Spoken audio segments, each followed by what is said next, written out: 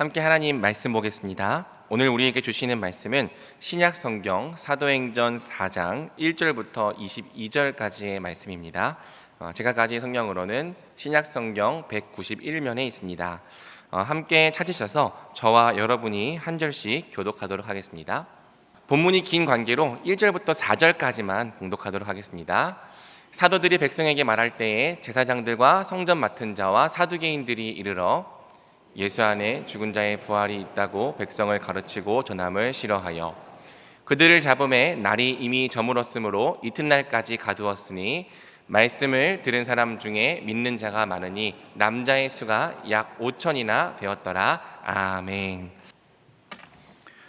사랑하는 여러분, 우리 주변에 누군가가 좋은 일이 생기면 축하해 주어야 합니다. 오늘 혹시라도 지난주에 생일 있으신 분들 있으면 진심으로 축하합니다.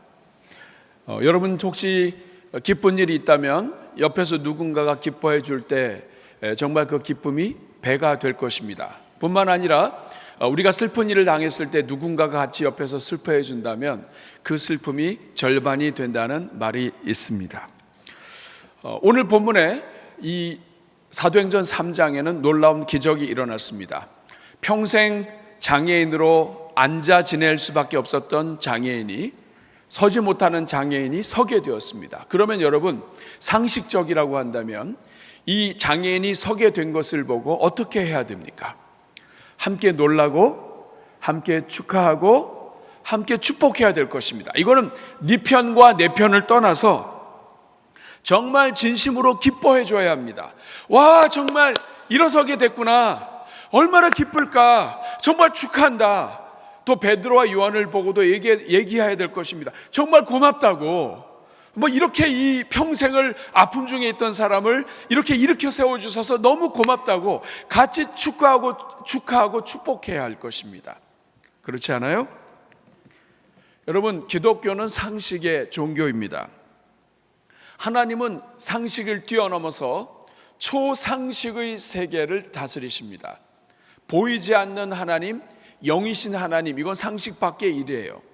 그러나 그 상식 밖의 모든 일들을 주관하시는 하나님이심에도 하나님은 오늘 이 땅에 있는 성도들이 상식을 존중히 여기게 하셨습니다.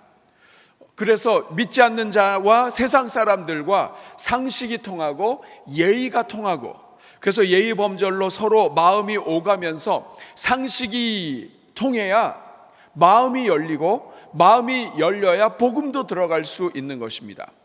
여러분, 예수님은 나사로가 다시 살아날 것을 아셨습니다. 그럼에도 불구하고 그 장례의 자리에서 그 아파하는 이 마리아와 마르다를 보고 같이 우셨습니다. 이게 상식인 거예요. 우리 하나님이 지극히 상식적인 방법으로 오늘도 우리에게 다가오시기도 하시고 우리 속에서 역사하시는 것입니다.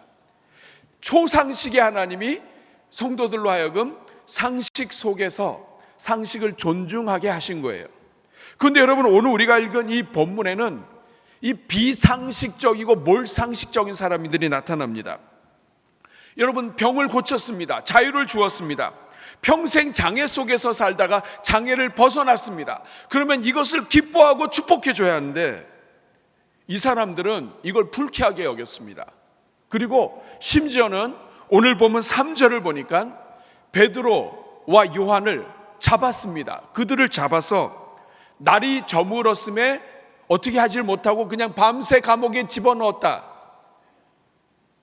사랑하는 여러분, 베드로와 요한을 축하하고 격려하고 축복하지는 못할 망정 감옥에 집어넣고 밤새 감옥 속에 갇혀있게 만들었다, 이 말이에요. 사랑하는 여러분, 도대체 이들이 누굴까요? 도대체 이들이 누구길래 이들은 진리를 감추고 진실을 감추고 그리고 축하해야 될 일을 축하하지 못하고 이렇게 비정상적인 사람들이 되었을까요? 저는 오늘 첫 번째 질문을 이것으로 하려고 합니다. 무엇이 사람들로 하여금 상식을 벗어나게 하고 진리를 거부하게 하며 착한 일을 한 사람을 감옥에 넣기까지 악을 행하게 만들었을까? 도대체 무엇 때문에 이들은 무엇에 쓰여서 기뻐하고 축하해야 될 일을 하지 못하고 오히려 선한 일을 한 사람을 감옥에 집어넣는 그런 비상식적이고 몰상식적인 사람들이 되었을까? 오늘 본문에는 여러 이유가 나타납니다. 첫 번째, 이들이 누구이냐, 또 이들이 어떤 이유 때문에 이런 일을 했느냐. 첫 번째는 이들이 자기들의 신념 때문이었습니다. 자기들이 가지고 있는 이 신념이 비상식적으로 만들어버린 거예요. 한번 따라하겠습니다. 나의 신념, 나의 어떤 고정관념이나 가치관이, 내 생각, 이건 이래야 된다, 저건 저래야 된다고 하는 내 생각이 비상식적인 사람을 만들어버린 거예요. 오늘 본문 1절에 보면 이들이 누구인지 나옵니다. 사도들이 백성에게 말할 때에 누가 나옵니까? 제사장, 그 다음에 성정 맡은 자, 그리고 사두개인들이, 이 사람들이 왔습니다. 그리고 이 사람들이 감옥에 집어넣어 버렸습니다. 제사장은 사내들인에 속한 종교 지도자들입니다. 오후 예배를 아마 주관하려고 했던 예배 인도자들이에요. 제사 인도자들이에요. 제사장들, 성전 맡은 자들은 성전을 맡았다. 이것은 성전을 수비하는 사람, 성전 수비대의 우두머리, 그와 함께하는 사람들이 성전 맡은 자예요. 또 사두개인들이 왔습니다. 사두개인들은 하스몬 왕가의 후예들이자 어떤 제사장적인 전통성을 가지고 있는 사람들이에요. 이 사람들은 자기들이 정통성 위에 있다고 생각하는 사람들이고, 그리고 초자연적인 것을 부인했습니다. 천사도 부인하고 마귀도 부인하고 부활, 이거는 있을 수 없는 일이에요. 근데 이들이 함께 와서 이런 일을 행했는데 왜 그랬느냐? 2절 보니까 예수 안에 죽은 자의 부활이 있다고 백성 가르치는 것을 싫어했다는 거예요. 여러분, 특별히 이 사두개인들은 권력자들이었고, 이들은 정통성을 주장했던 사람들이었고, 그리고 이 사람들은 부활을 믿지 않았어요. 있을 수 없는 일에 영적인 일들은 일어나지 않아요. 그런데 예수님이 죽으셨다가 부활하셨다는 거예요. 그리고 그 제자들이 와서 지금 예수님이 부활하셨고 그 예수님의 이름으로 이 모든 기적을 행하는데 이것이 싫은 거예요. 이거 말도 안 되는 일이에요. 어떻게 이런 일이 있어요? 그러니까 자기들의 생각, 자기들의 사상과 맞지 않다고 이들을 잡아버린 거예요. 사랑하는 여러분, 여기서 우리는 중요한 사실을 알 수 있습니다. 하나님의 역사를 반대하고 하나님의 영광을 가리는 것은 멀리 있지 않다는 거예요. 내가 가지고 있는 철학, 내가 가지고 있는 신학, 내가 가지고 있는 사상, 나의 고정관념, 이건 이렇게 해야 되고 우리 전통은 이렇고 하는 이런 다양한 고정관념들이 하나님의 역사가 일어나고 하나님의 능력이 나타나고 예수 그리스도의 이름으로 병자가 고쳐졌는데도 불구하고 이건 없다. 그리고 이런 사람들을 잡아넣는 거예요. 사랑하는 여러분, 우리가 주장하고 있는 그 주장이, 내가 생각하고 있는 그 생각, 내가 옳다고 생각하는 그것이 하나님의 역사를 방해하는 걸림돌이 된다는 것을 의미합니다. 사랑하는 여러분, 이거 남의 이야기일까요? 오늘 이 일은 교회 안에서나 가정 안에서 많이 일어납니다. 자녀가 무엇인가를 했어요. 그러면 우리 기뻐해야 돼요. 자녀가 좋은 일이 생겼어요. 기뻐해야 돼요. 자녀가 슬픈 일이 생겼어요. 같이 슬퍼해주고 격려해줘야 돼요. 그런데 기쁘고 슬프고 자녀들의 감정과 이 모든 일들에는 관계없이 내가 가지고 있는 그 고정관념의 기준으로 해서 같이 기뻐해야 될 자녀들 앞에서 우리가 우리의 생각으로 재단할 때 없습니까? 이건 이래야 되고 저건 저래야 되는 이 내 생각 때문에 내 생각에 맞지 않다고, 이것이 성령으로부터 역사하고 하나님이 원하시는 일이고 성경에 기록된 일이고 하나님이 지금 움직이시는 일인데도 불구하고 나하고 맞지 않고 내가 경험한 것과 다르다고 해서 이것을 무시하거나 가볍게 여기는 것, 이거 멀리 있는 일입니까? 아닙니다. 오늘 이 본문에 제사장들과 성전 맡은 자들과 사두개인들은 바로 오늘 우리의 모습이기도 한 것이에요. 두 번째, 오늘 본문에 또 하나의 그룹이 나타나는데, 이들은 왜 진리를 거부했을까? 이들은 왜 기뻐할 때 기뻐하지 않고 축복할 때 축복하지 못하는 그러한 괴물 같은 사람들이 되었을까? 그 이유는 자신의 권력과 자기의 자리를 유지하기 위해서, 자기 먹고 사는 문제가 걸려 있기 때문에 그렇습니다. 자기 권력을 유지하고 자기 자리를 유지하기 위해서. 오늘 보면 6절에 보면 또 한 그룹이 나타납니다. 대제사장 안나스. 안나스는 예수님을 정죄하는 재판을 여는 데 있어서 개입한 사람인데, 이 사람은 퇴임한 대제사장이에요. 퇴임한 사람이에요. 퇴임했음에도 불구하고 자기 자리를 지키기 위해서, 또 집안 가문을 지키기 위해서, 자기의 생각과 권력을 지키기 위해서 예수님을 잡는 데 주동했던 사람이에요. 그 옆에 나와 있는 안나스 옆에 가야바는 안나스의 사위입니다. 그리고 18년 동안 대제사장직을 하면서 예수님을 범죄자로 몰았고 모든 혐의를 뒤집어 씌워서 정말 그 예수님을 십자가형을 하도록 결정한 중추적인 사람이에요. 그리고 그 옆에 있는 요한, 알렉산더, 이 사람들이 구체적으로 누구인지는 알 수 없지만 안나스의 또 다른 사위 혹은 아들로 예측하고 있습니다.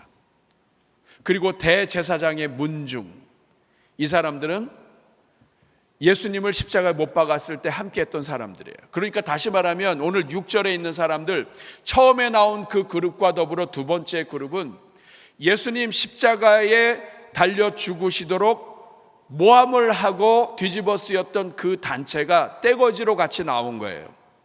그래서 이들이 나와가지고 베드로와 요한을 핍박하고 있는 겁니다. 사랑하는 여러분, 이들이 왜 그럴까요?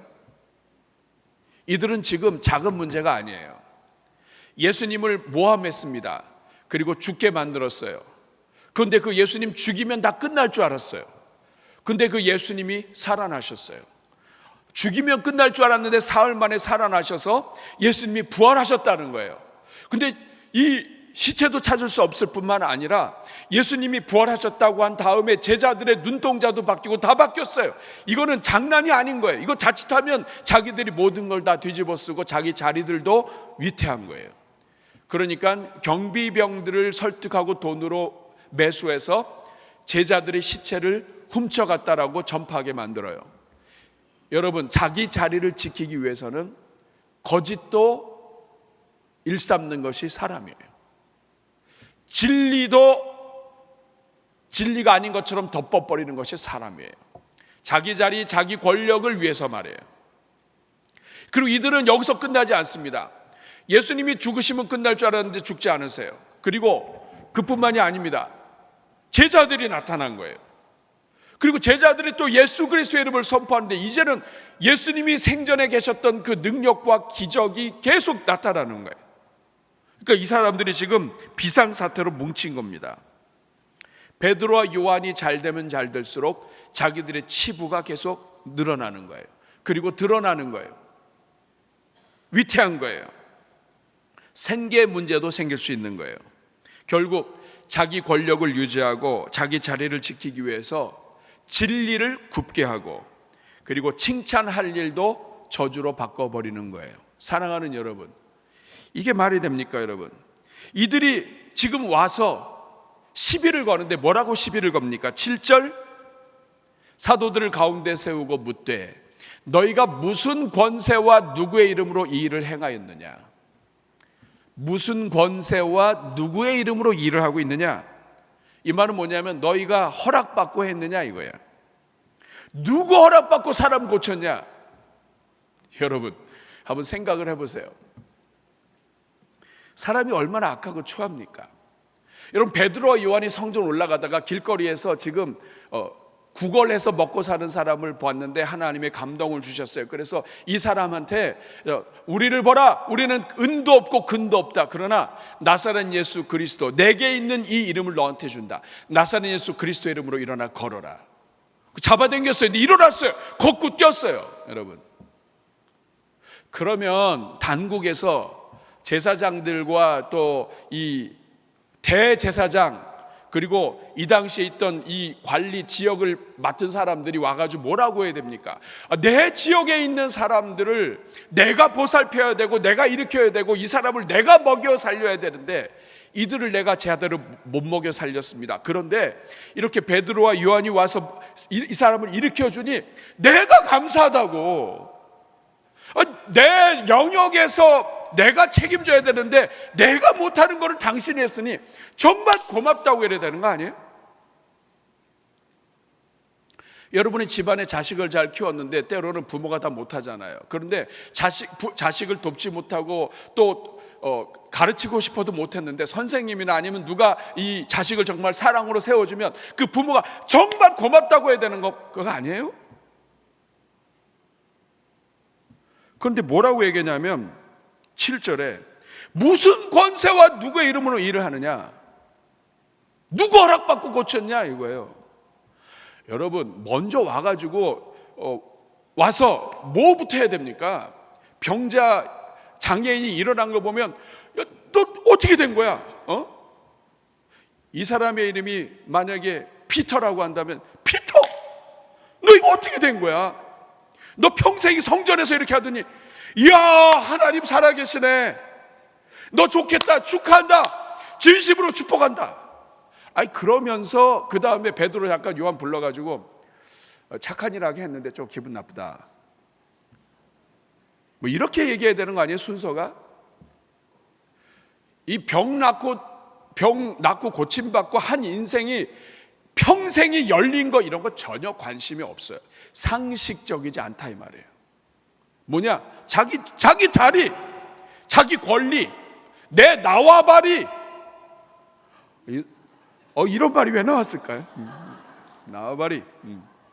내가 맡은 영역, 내 자리, 여기는 내 담당인데 이거 누구 허락받고 고쳤냐 이거예요. 기뻐하는 것도 없고 한평생 장애의 노예로 있다가 회복된 사람을 축하하는 일도 없고 이거 문제 많다 이거예요. 결국 뭐냐? 자기 생각과 다르다고, 그리고 내 허락받지 않고 했다고, 감옥에 가두고 자기의 치부를 가리기 위해서, 자기의 권력을 유지하기 위해서 선을 행한 사람을 핍박하는 거예요. 여러분 이 일이 남의 일입니까? 여러분 오늘 이 사회에서, 교회에서 자주 일어나는 일이에요. 먼저 기뻐하고 축하하는 게 아니고요, 누가 허락받고 했냐 이거, 누가 허락받고. 여러분 내가 못하는 걸 남이 도와주면 그거 축복해야 되는 거 아니에요? 우리 교구에서 일어난 거를 우리 교구가 잘 못 챙겼는데 다른 교구가 챙겼어요. 뭐 그럴 때도 있어요. 그러면 그거 고마워야 되는 거 아니에요? 왜 우리 교구, 왜 우리 목장? 여러분 자기 자리 지키기 위해서 옳고 그른 것을 둘째치고요, 자기 자리를 지키기 위해서 집단 행동할 때 우리 많습니다. 하나님이 역사하시고 움직이시고 지금도 하나님이 무엇인가를 영혼들 속에서 일하시려고 하시는데 그거 하나도 보이지 않아요. 이거 누가 했냐 이거 누가? 이런 일들이 우리 사회, 우리 교회 안에서 많이 일어나요. 그런데 중요한 건 뭐냐면 권력에 눈이 멀고 자기의 사상에 눈이 멀고 자기 고정관념에 눈이 멀면 영혼들의 신음소리 안 들리는 거예요. 그 영혼들이 고통에서 어떻게 해방됐는지 관심이 없어요. 자기 자리에 관심이 있고 자기 권력에 관심이 있다 보니까 비상식적인 사람이 되는 거예요. 오늘 여러분들 어떠세요? 오늘 여러분들은 상식적이신가요? 아니면 비상식적이신가요? 아니면 뭘 상식적이신가요? 오늘 여러분들 상식이 있으신가요? 슬퍼하는 사람들 같이 슬퍼하고 있습니까? 자식이 고통 중에 있을 때 그 고통하는 것을 같이 고통하는 건 상식이에요. 그런데 그 자식이 자기의 뜻과 다르다고 해가지고 그 자식을 먼저 끌어안아 주지 않고 그 기뻐할 때 기뻐하지 않고 축복할 때 축복하지 않는다면 그거는 다른 것에 눈이 먼 거예요. 그리고 오늘 본문에 한 가지가 더 있습니다. 세 번째, 표면적으로는 드러나지 않지만 이 사람들이 누구며 이 사람들이 왜 이런 일을 하는가, 그 이면에는 마귀의 역사가 있습니다. 여러분, 베드로와 요한이 기적을 일으키고 예수 그리스도의 이름을 증거하는 것에 있어서 싫어하고 미워하고 감옥에 집어넣는 것, 표면적으로는 사람을 통해서 이런 일이 일어났지만 그 배후에는 마귀가 싫어하는 거예요. 마귀는 복음의 능력이 전파되는 걸 싫어하고, 하나님의 능력이 나타나는 걸 싫어하고, 교회가 사랑으로 하나 역사하는 걸 싫어하고, 하나님께서 교회의 부족한 부분을 이런저런 방면으로 덮으시고 채우시는 거 마귀는 싫어해요. 그러다 보니까 잘잘못을 따지고 그리고 지적부터 하는 거예요. 여러분, 마귀는 하나님을 대적하지 못해요. 피조물이에요. 그래서 마귀가 하는 짓은 뭐냐면 사람을 꼬드깁니다. 사람의 욕심, 자기 사랑, 자기 권력에 대한 그 애착, 이 모든 것들을 다 이 마귀가 뒤에서 조종하는 거예요. 그래서 이 사람들을 이용해서 교회를 대적한다고요. 하나님이 하시는 일을 방해한다고요. 여러분, 오늘 본문에 마귀가 이렇게 뒤에서 역사하고 있는데 그것도 모르는 이 종교 지도자들, 그리고 이 많은 사람들이 거기에 휩쓸려서 같이 움직이고 있는 거예요. 마귀가 이용하고 있는 것도 지금 잊어버리고 있는 거예요. 사랑하는 여러분, 이거 다른 사람의 이야기 아닙니다. 오늘 교회 안에서, 가정 안에서 이런 일 많아요. 마귀가 우리의 감정을 건드려요. 분명히 선한 일이에요. 근데 기분이 나빠요. 분명히 하나님이 쓰셔요. 근데 미워요. 저 사람이 존중받고 칭찬해주고 축복하는 게 상식이에요. 그런데 싫어요. 시기가 나와요. 우리 교회 없었으면 좋겠어요. 이런 일들이 우리 안에서 일어나는데 이게 다 마귀의 역사인데 이거를 우리가 모르고 이용당하는 거예요.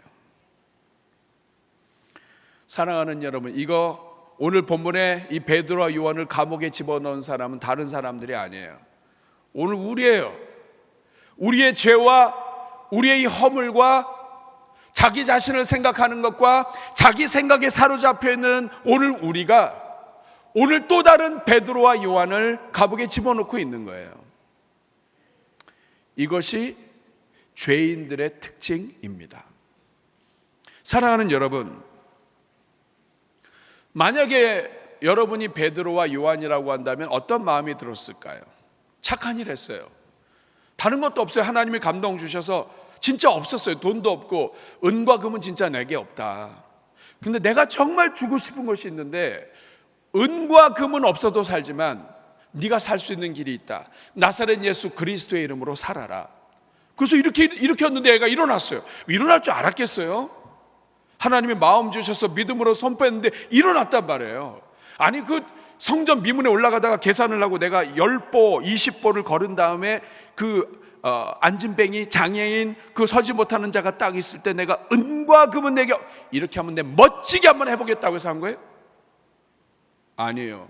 하나님의 은혜와 감동으로 마침 그 사람이 들어왔고 그 사람이 마침 베드로와 요한을 향해서 좀 달라고 눈을 쳐다보고 있으니 베드로와 요한이 꼼짝없이 말하게 됐는데 애가 일어났어요.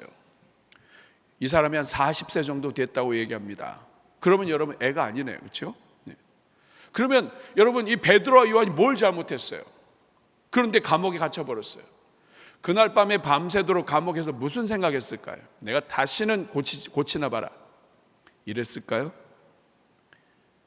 아니면 내가 힘이 없으니까 이렇게 됐구나 이렇게 하고 있었을까요? 이런저런 생각 많이 들긴 했을 겁니다. 착한 일 했는데 이랬으니 얼마나 서운해요. 속도 상하고 두려움도 있었을 거예요. 예수님도 이렇게 붙잡혔다가 곧장 십자가로 가셨는데 이거 우리 또 다른 십자가 지는 거 아니야? 그런데 여러분, 이렇게 밤새 보낸 이 사람들을 권력자들이 불렀어요. 그리고서 얘기하는 거예요. 더군다나 예수님을 붙잡았던 그 사람들이 누군지 베드로는 너무나 잘 알고 있습니다. 왜냐하면 베드로는 용기가 없어서 그랬지만 어쨌든 쫓아가서 그 대제사장 집들에 같이 있었단 말이에요. 이 사람들이 어떤 사람들인지 알아요. 두렵지 않겠어요? 근데 그 사람들이 물어봅니다. 무슨 권세와 누구의 이름으로 이런 일을 하느냐? 근데 베드로가 그때 8절부터 10절까지 우리 한번 같이 읽으면서 베드로가 어떻게 이야기하는지 한번 확인해 봅시다. 시작. 이에 베드로가 성령이 충만하여 이르되 백성의 관리들과 장로들아, 만일 병자에게 행한 착한 일에 대하여 이 사람이 어떻게 구원을 받았느냐고 오늘 우리에게 질문한다면 너희와 모든 이스라엘 백성들은 알라. 너희가 십자가에 못 박고 하나님이 죽은 자 가운데서 살리신 나사렛 예수 그리스도의 이름으로 이 사람이 건강하게 되어 너희 앞에 섰느니라. 너희가 묻는다면 난 대답하겠다. 이 사람은 너희가 죽인 나사렛 예수 그리스도의 이름으로 이 사람이 예수 그리스도의 이름과 권세로 이 사람이 고침받았다. 여러분 담대하게 이야기합니다. 그리고 여기다 한마디를 더 붙여요. 11절. 이 예수는 너희 건축자들의 버린 돌로서 너희가 버렸다. 건축자들이 야, 이 돌 못 써. 이건 하나님의 나라와 교회를 위하여 도움 안 돼. 이거 하나님이 주신 돌이 아니야 하면서 버렸어요. 그런데 너희가 죽인 이 돌이 너희는 버렸지만 하나님이 집 모퉁이의 머릿돌이 되게 하셨다. 여러분 이게 무슨 뜻인지 아십니까?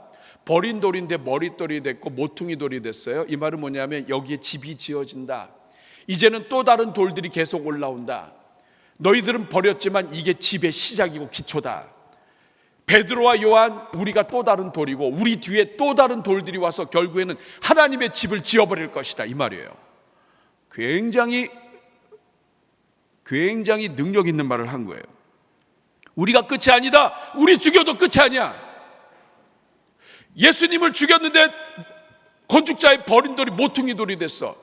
근데 우리가 나왔어. 우리가 또 다른 돌이 얹었어. 너희가 버리면 또 집이 지어질 거야. 뭐 이런 말이에요. 그리고 나서 12절 강력하게 선포합니다. 같이 읽습니다. 다른 이로서는 구원을 받을 수 없나니 천하 사람 중에 구원을 받을 만한 다른 이름을 우리에게 주신 일이 없음이라. 오직 예수 그리스도가 능력이고 구원이시다. 여러분 누가 제일 놀랐을까요? 여러분 지금 오늘 보면 다 놀라고 있어요. 가장 먼저는 이 병고침 받은 사람 놀라고 있죠. 지금 자기 자신에 대해서 놀라고 베드로 보고 놀라고 지금 다 놀라고. 아마 이 병고침 받는 사람은 공회 사람들 보고도 놀랐고요. 어떻게 인간들이 저럴 수가 있을까? 베드로도 놀라죠. 지금 하나님이 어떻게 이런 일을 할 수가 있을까? 사람들 보고 놀라죠. 근데 진짜 놀란 사람들이 오늘 본문에 13절에 나옵니다. 그들이 베드로와 요한이 담대하게 말함을 보고 그들이 본래 학문 없는 범인으로 알았다가, 학문이 없는 사람, 배우지 못한 사람, 평범한 사람, 능력 없는 사람인데 이상히 여기며, 이 말은 놀랐다는 뜻입니다. 그리고 전에 예수와 함께 있던 것도 다 알고 있어요. 그런데다가 14절 보니까 또 병 나은 사람이 그들과 함께 서 있는 것을 보고 비난할 말이 없는 거예요. 이제 사람이 보였어요. 이제 사람이 보였다고요. 이들이 정신을 차렸습니다. 이거 큰일 났다. 그래서 이제 15절에 급하게 한 일이 뭐냐면 일단 베드로와 요한을 공회에서 나가라 그랬어요. 자기들끼리 입을 맞추려고. 그리고 16절, 이 사람들을 어떻게 할까? 그들로 말미암아 유명한 표적 나타난 것이 이미 예루살렘에 사는 모든 사람들에게 알려졌으니 우리도 부인할 수 없다. 그래서 이제 17절 어떻게 합니까? 이것이 민간에 덮어지지 못하게 위협하자. 이후로는 이 이름으로 아무에게도 말하지 말게 하고, 그리고 18절 그들을 불러서 경고하고 예수의 이름으로 말하지도 말고 가르치도 말라고 경고를 하고 협박을 했습니다. 그런데 그때 베드로와 요한이 뭐라고 얘기합니까? 오늘 19절, 오늘 본문의 마지막 부분에 있는 말씀입니다. 같이 읽습니다. 베드로와 요한이 대답하여 이르되 하나님 앞에서 너희의 말을 듣는 것이 하나님의 말씀을 듣는 것보다 옳은가? 지금 계속 놀라고 있습니다, 여러분. 사랑하는 여러분, 이것이 오늘 본문 전체의 사건이에요. 저는 오늘 두 번째 질문을 여러분들과 함께 나누고자 합니다. 그렇다면 하나님께서 오늘 이 본문 말씀을 통해서 오늘 이 시대를 살아가고 있는 성도들에게 무엇을 말씀해 주고 계시는가? 여러 가지가 있지만 여러분이 오늘 본문을 집에 가셔서 묵상하시면 더 많은 일들이 있겠지만 가장 굵직한 거 몇 가지만 여러분들과 함께 나누고 기도하려고 합니다. 첫 번째는 뭐냐면 성령을 따르는 일, 복음을 따르는 일, 하나님을 믿는 믿음의 길에는 고난이 수반될 수 있다는 거예요. 사실 고난이 수반될 수 있다 이렇게 썼지만 고난이 있는 겁니다. 따라하겠습니다. 고난이 있을 수 있다. 가로 열고 어떻게 해야 된다고요? 고난이 있다. 왜냐하면 원수 마귀는 성도들의 선한 일을 방해해요. 성도들이 믿음으로 살고 하나님의 손과 발이 되어 착한 일, 선한 일, 좋은 일 하는 것을 원수 마귀가 좋아하지 않습니다. 그러니까 권력과 다양한 것들, 관계와 사람들을 윽박지르고 그 머릿속에 마음속에 역사에서 성도들을 반대하고 핍박하고 넘어뜨리고 좌절하게 만들어요. 그래서 고난뿐만 아니라 오늘 본문의 베드로와 요한처럼 선한 일 하고도 감옥에 들어갈 수 있어요. 여러분 감옥에 들어가면 일단 앞뒤가 다 막혀 있습니다. 여러분 감옥에 들어가 보신 적이 있나요? 사방이 막혀 있고 답답하고 자유가 제한되고 모든 것이 억누르고 염려가 억누르고 감옥에 들어가서만 감옥이 아니라 매일 사는 것이 감옥같이 누르고 압박하고 염려가 많게 만들어버린다고요.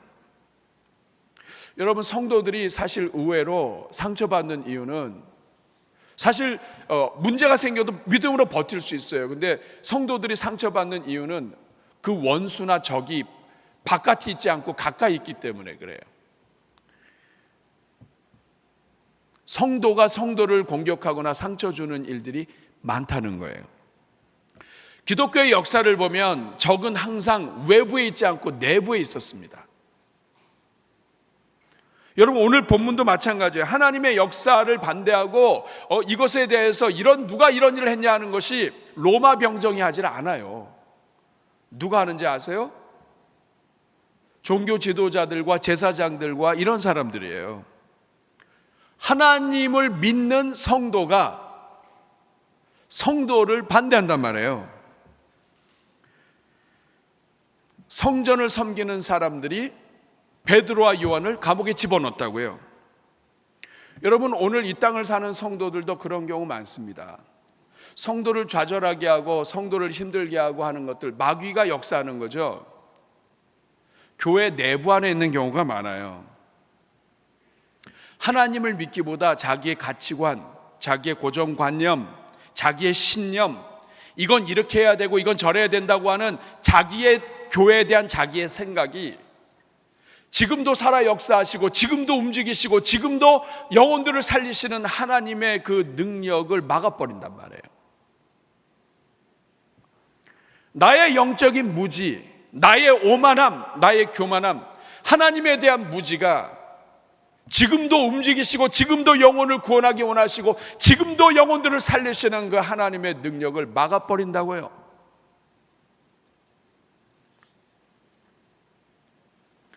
그 결과 착한 일을 하고 믿음대로 살려고 하는 성도들이 오히려 착한 일을 하다가 감옥에 갇혀버리는 거예요. 이상하게 또 마귀가 또 들리게 해요. 평상시에 안 들리면 되는데 귀가 먹은 사람도 이상하게 마귀가 역사하면 아유 우리 교회 온 지 얼마나 됐다고? 자기 말이 참 이런 소리가 다 들려 막 상상까지 막 하게 돼요. 막 오늘 예수님 믿으면서 고난 중에 있는 성도들 많습니다. 집안 식구들 무서워요. 왜냐하면 집안 식구들은 우리의 성격, 우리의 자라난 환경, 과거를 다 알아요. 우리가 명절을 두려워하는 이유가 거기에 있습니다. 명절 때 만나는 사람들은 진짜 우리를 사랑하는 사람들이자 동시에 그들의 한마디는 우리를 완전히 감옥에 집어넣을 수 있는 사람들이에요.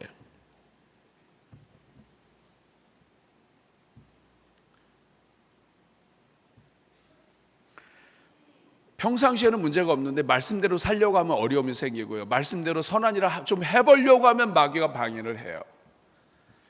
여러분, 제가 이렇게 말씀드리는 이유는 뭐냐면, 마귀가 방해하지 않는 성도는 성도가 아니에요. 마귀가 방해 안 하고 내버려둔다? 그러면 그 마귀가 자기 편이란 얘기예요. 근데 만약에 여러분을 방해하고 여러분을 반대하고 여러분을 괴롭히고 여러분에게 이상한 말 한다 그러면, 아하, 마귀가 내 편이 아니구나, 기뻐하셔야 돼요. 여러분들 한 가지 기억하셔야 됩니다. 성도는 고통을 받아요. 고통받을 수 있어요. 믿지 않는 가족들과 주변에 있는 사람들과 믿음으로 살려고 하는데 얼마나 힘들지 몰라요. 믿음을 가지고 신앙생활하고 가정생활하고 일터에서 생활하는 거 어렵습니다. 고난이 많아요. 그러나 여러분 기억하셔야 돼요. 여러분이 고난 당할 때 하나님도 함께 고난 당하십니다. 우리는 종종 이거를 잊을 때가 있어요. 하나님 왜 나를 이렇게 고생하게 만드십니까? 하나님은 저기 있고 나만 여기 고생하고 있다고 생각하는 거예요. 여러분, 착각이에요. 구약 성경을 보면 요셉이 감옥에 갇힐 때가 있습니다. 여러분, 요셉이 감옥에 있을 때 요셉만 감옥에 있었을까요? 아닙니다. 모든 걸 주관하시는 그 하나님께서 요셉과 감옥에 함께하고 계세요. 감옥에서 함께 하시면서 요셉을 형통하게 도와주십니다. 그 말이 무슨 뜻이에요? 하나님은 어디에 계신 거예요? 하나님은 요셉과 함께하고 계세요. 다윗이 아둘람굴에 있고 다윗이 고통 중에 있을 때, 신음하고 있을 때 하나님은 그곳에서 함께 하십니다. 하나님이 당장에 이 아들을 올려주고 싶지만 이 모든 과정을 통하여 하나님의 뜻을 이루시고자 하나님이 인내하시는 거예요. 성도가 인내할 때 하나님도 같이 인내하시는 거예요. 성도가 아파할 때 하나님도 같이 아파하시는 거예요. 베드로와 요한이 감옥에 들어갔을 때 하나님도 같이 들어가셨습니다. 성도의 능력은 고난이 없는 것에서 나타나는 것이 아니에요. 성도의 능력은 오히려 고난 속에서 하나님이 함께 하시고 하나님이 인도하시고 살아서 역사하시는 그 하나님을 만나기 때문에 성도에게 능력이 있는 거예요. 여러분, 이것을 기억하셔야 됩니다.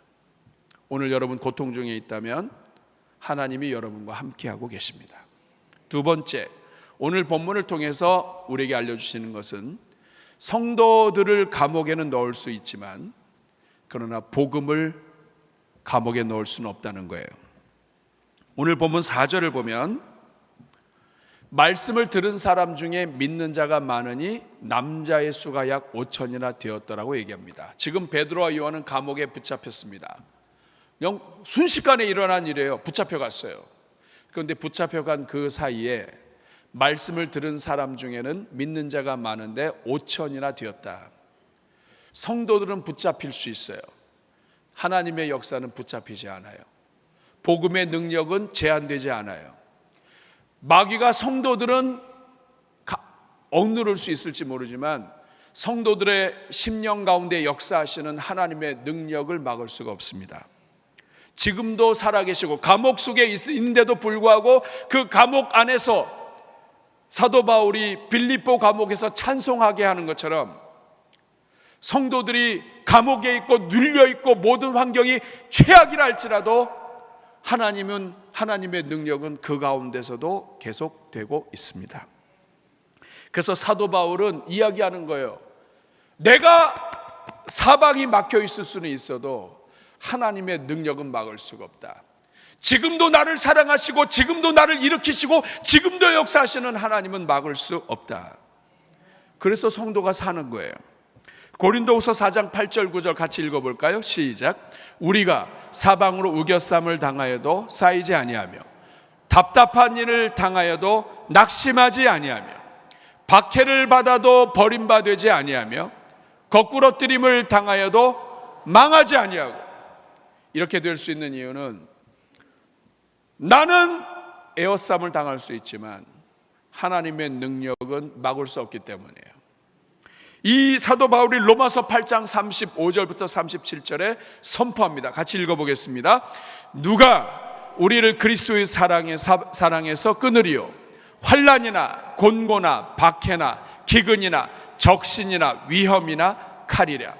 기록된 바 우리가 종일 주를 위하여 죽임을 당하게 되며 도살당할 양같이 여김을 받았나이다 함과 같으니라.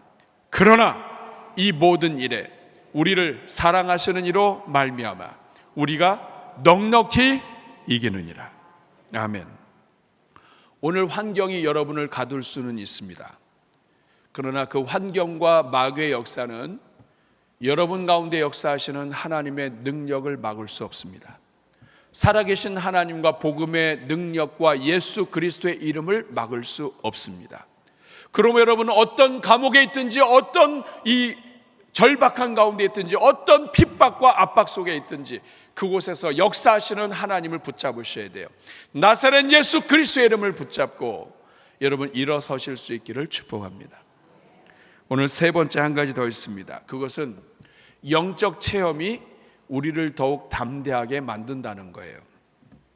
오늘 베드로와 요한은 엄청난 위협과 협박을 받고 있습니다.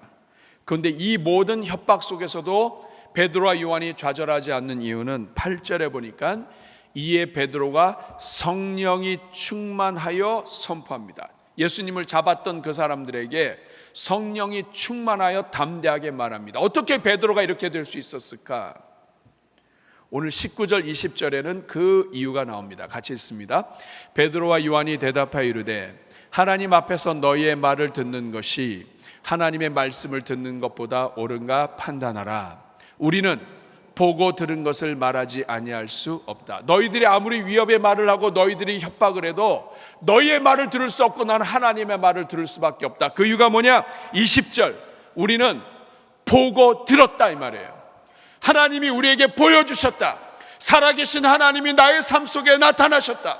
성령께서 지금도 살아계시고 지금도 기도하는 성도들의 기도를 들으시는 것을 내가 체험했다. 하나님 우리와 함께하고 계신다. 감옥에도 함께 하셨고 내가 눌렸을 때도 함께 하셨고 내 인생의 어떤 아픔과 절망 속에서도 하나님이 함께 하셨다. 내가 이것을 보고 들었는데 이것을 어떻게 말하지 않을 수 있겠느냐. 여러분 베드로와 요한이 담대하게 얘기할 수 있었던 것은 성령을 체험한 거예요. 살아계신 하나님을 체험한 거예요. 체험 신앙이 이들로 하여금 확신하게 얘기하고 하나님 살아계신 거예요. 이것이 차이예요. 우리를 누르는 환경 속에 넘어지느냐 넘어지지 못하느냐 우리의 믿음이 있어야 되지만 그 믿음을 견고하게 하고 확신을 갖게 하는 것은 체험 신앙이에요. 말씀 신앙과 체험 신앙이 같이 가야 돼요. 종교 지도자들은 자리는 잡고 권력은 잡았지만 이 사람들은 죽은 신앙이에요. 죽은 신앙은 살아있는 성도들도 죽일 수 있습니다. 그러므로 여러분 체험 신앙인으로 거듭나야 돼요.